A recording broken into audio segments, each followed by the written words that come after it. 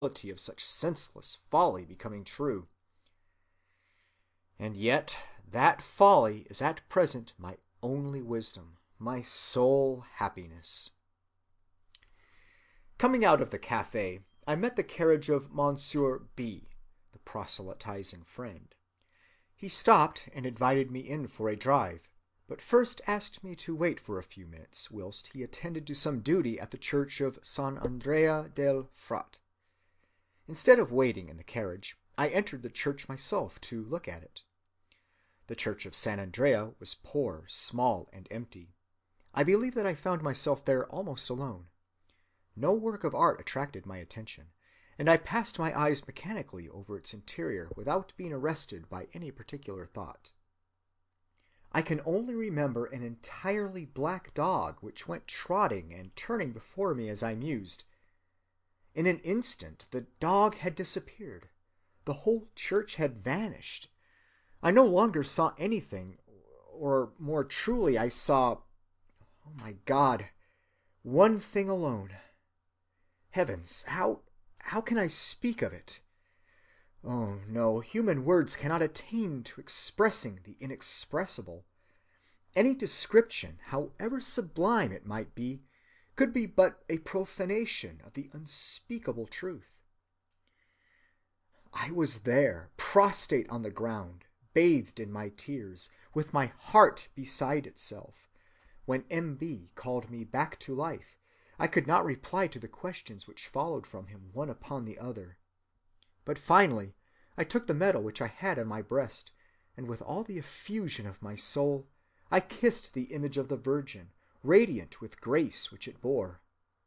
Oh, indeed, it was she. It was indeed she. What he had seen had been a vision of the Virgin. I did not know where I was. I did not know whether I was Alphonse or another. I only felt myself changed and believed myself another me. I looked for myself in myself, and did not find myself. In the bottom of my soul I felt an explosion of the most ardent joy. I could not speak. I had no wish to reveal what had happened. But I felt something solemn and sacred within me, which made me ask for a priest. I was led to one, and there, alone, after he had given me the positive order, I spoke as best I could, kneeling and with my heart still trembling. I could give no account to myself of the truth of which I had acquired a knowledge and a faith. All that I can say is that in an instant the bandage had fallen from my eyes, and not one bandage only, but the whole manifold of bandages in which I had been brought up. One after another they rapidly disappeared, even as the mud and ice disappear under the rays of the burning sun. I came out as from a sepulchre, from an abyss of darkness, and I was living, perfectly living. But I wept, for at the bottom of that gulf I saw the extreme of misery from which I had been saved by an infinite mercy, and I shuddered at the sight of my iniquities, stupefied, melted, overwhelmed with wonder and with gratitude. You may ask me how I came to this new insight, for truly I had never opened a book of religion, nor even read a single page of the Bible, and the dogma of original sin is either entirely denied or forgotten by the Hebrews of today, so that I had thought so little about it that I doubt whether I ever knew its name. But how came I then to this perception of it? I can answer nothing save this, that on entering that church I was in darkness altogether, and on coming out of it I saw the fullness of the light. I can explain the change no better than by the simile of a profound sleep, or the analogy of one born blind who should suddenly open his eyes to the day. He sees, but cannot define the light which bathes him, and by means of which he sees the objects which excite his wonder. If we cannot explain physical light, how can we explain the light which is the truth itself? And I think I remain within the limits of veracity when I say that without having any knowledge of the letter of religious doctrine, I now intuitively perceived its sense and spirit. Better than if I saw them, I felt those hidden things. I felt them by the inexplicable effects they produced in me. It all happened in my interior mind, and those impressions, more rapid than thought, shook my soul, revolved and turned it, as it were, in another direction, towards other aims, by other paths. I express myself badly, but do you wish, Lord, that I should enclose in poor and barren words sentiments which the heart alone can understand? Close quote. I might multiply cases almost indefinitely, but these will suffice to show you how real, definite, and memorable an event a sudden conversion may be to him who has the experience. Throughout the height of it, he undoubtedly seems to himself a passive spectator or undergoer of an astounding process performed upon him from above. There is too much evidence for this for any doubt of it to be possible. Theology, combining this fact with the doctrines of election and grace, has concluded that the Spirit of God is with us at these dramatic moments in a peculiarly miraculous way, unlike what happens at any other juncture of our lives. At that moment, it believes an absolutely new nature is breathed into us, and we become partakers of the very substance of the Deity. That the conversion should be instantaneous seems called for on this view, and the Moravian Protestants appear to have been the first to see this logical consequence.